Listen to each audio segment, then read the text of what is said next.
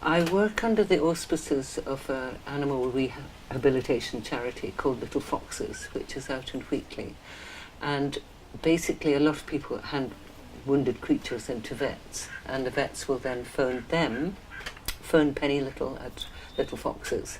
And if they're in this area, then I will often get them here, either delivered to me, or if it's not too far, I'll pick them up. I run a guest house in Oxford, which lends itself very well to looking after small creatures.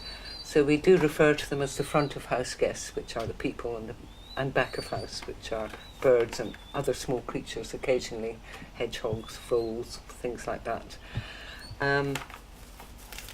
Yes, they're my more unusual guests.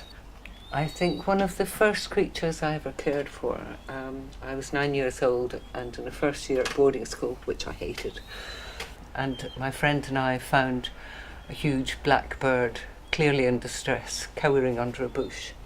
And it was a big young rook, and its wing had been shot. I mean, clearly you could see the bones and things. So we took off our coats and wrapped it up and said, Miss, we'll have to look after it. So the bird, of course, never flew. It was never going to recover from that injury.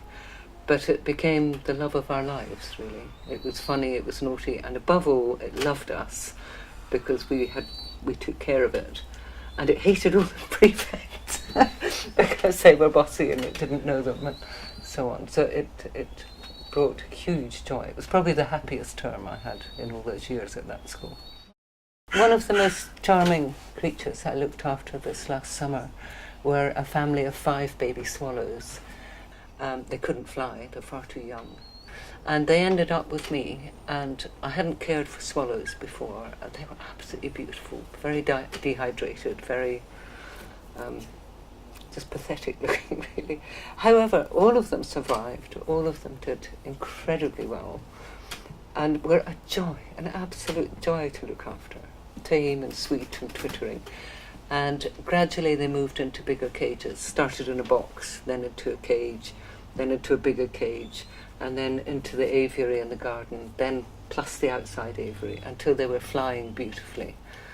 And then I asked a friend who I knew had swallows nesting in our stables if we could take them up there. And as far as you can tell, it was the best release possible. We let them go quietly in a stable. They circled the stable, and they were all shouting and terribly excited. And then they all flew out the stable door, and a swarm of swallows came from the sky. The other birds must have heard them, and they all just screamed and flew together. So I hoped they showed them where to get food, where to get water, but it was as good as it could be. If you don't have more questions, then I can hear small birds squeaking in the background. I should probably get their lunch, and perhaps we can look at some of that if you would like to. Thank you. Here, look.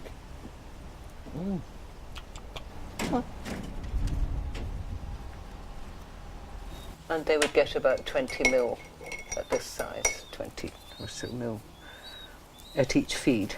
And because they have crops, you can put in really quite a lot of food, and you check the crop and see. So I can feel that little bit I've put in.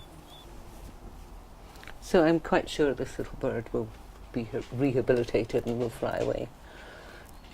It won't be so long till it can go down to the aviary, when I know it's feeding itself completely. Yeah.